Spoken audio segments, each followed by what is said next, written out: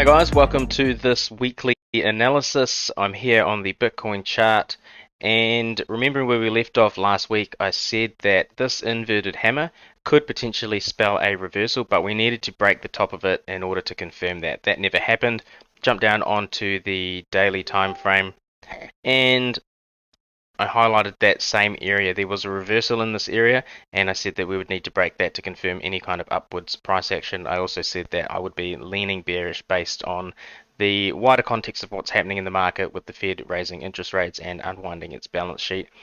These things are all bad for Bitcoin. And basically, when the Fed is unwinding its balance sheet and raising interest rates, that is going to cause money to come out of the money supply. Money coming out of the money supply is the opposite to inflation, which is obviously not good for Bitcoin. Although we did get some news recently. Let's just jump down onto the 1 hour. Let's just make that a bit bigger. Now, we were coiling up here.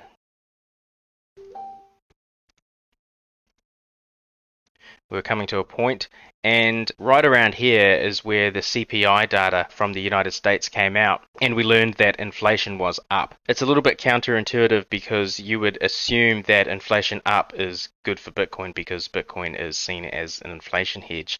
But what actually happens is Bitcoin responds to the response to inflation. So when the news comes out that inflation is up, that means that in the current environment, the Fed is probably going to get more aggressive with its unwinding of the balance sheet and raising interest rates, and those things are bad for Bitcoin. So everybody starts to price those things in. So in my Discord, we were waiting for this. I told everybody the exact time that this data was coming out. It was basically if inflation is up, go short. If inflation is down, we can go long. So the data came out. It was that inflation is up, and instantly Bitcoin started to sell off. I had a trade there, and that trade is still running in really good profit. So let's just get rid of this now. Jump back up onto the daily. You could have viewed this as a bear flag as well, so let me just draw that in. Something like that. That's not exact. And come down from here, and we hit an A, B, C. Now it's not perfect, it probably doesn't meet the exact Elliott wave rules. Although I do practice Elliott wave theory, I don't practice it like a purist in the sense that every single rule has to be perfectly adhered to. I don't really believe in that. And that's just basically because it's a really old theory. It came about in a time where charts were still drawn by hand. You couldn't jump down from the 4 hour to the 1 hour to the 15-minute chart like you can now. And I see a lot of guys with Elliott wave theory, what they're doing is they'll take the 4 hour chart, they're trying to get all the rules, they jump down onto the 15 minutes to see if all the rules have been met. And you know, honestly, the guys that came up with Elliott wave theory back in the day, they could never have possibly done this. They could never have checked that all of the rules were being met. So it's basically, as far as I'm concerned, if you see a ABC pattern that looks reasonable and it's in a parallel channel, then that's good enough for me to say that that is most likely an ABC type correction. It's in parallel lines, which is what you expect to see. So you can either call that an ABC correction if you're into Elliott wave theory, or you can simply call it a bear flag. Now let's have a look at the target of this bear flag, and for that I'm going to go into log mode. The reason I'm going to go into log mode is because people are looking at obviously both log mode and traditional mode depending on your trading style, but the log mode target is going to be a lot higher. So we'll start off by putting in the target for this mode, or this view I should say, and that's going to be, we'll just line that up correctly. Yeah, that's pretty good. And as you can see, that is a target of around 9,600. Now that's a really, really big dump. It's unlikely we would see that, although I definitely wouldn't rule it out. If we jump into log view, what you're going to see is that that target is very, very different.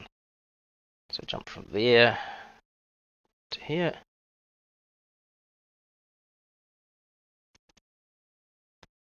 And the target in log mode, and we're not going to go to the very bottom, we're just going to go a little bit higher, and that is because if we were targeting down here, we want to be taking profits before other traders. If they're aiming to the very bottom, we're going to be a little bit conservative, and that's the other reason we're doing this in log mode, is because this is the more conservative target. So if you've got a group of traders who are using this as their target, you've got another group who are using that 9,600 figure, this is going to be the group that takes profits first. And that profit taking is buy pressure. That's buy pressure, and we want to get out of any trade before all that buy pressure comes in. So if we're trading short here, we're going to be targeting around the 17,500 mark. And it's also completely valid and okay to put in several targets along the way. We may use the weekly time frame to identify any points of resistance, although there's really not much there since we were absolutely mooning through there. There's really no solid resistance there until you get down to here. You put that in at the bottom of that little candle there. Maybe I'll do another video explaining how those types of candles can often leave resistance points, but you see that exact point there. Let me just zoom in there. Yep, right at the bottom of that candle, and there's another one, that candle there. Those small little body candles. The bottom of those candles before the larger candles usually leaves behind a point that will be resistance.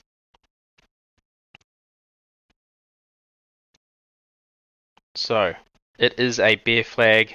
What we'd expect to see now is that price will probably make a rally and test here, which is more or less in line with the underside of that bear flag. So expect to see a test around this area. It could take longer, it could be around here, but basically we're looking for a test around this area, at which point we'd look for a reversal, and if we get that reversal in that area, we could put in another short trade if you're not already short, and target down here. You could put in one target there, and a third target there, and that would be a good way to view this market at the moment.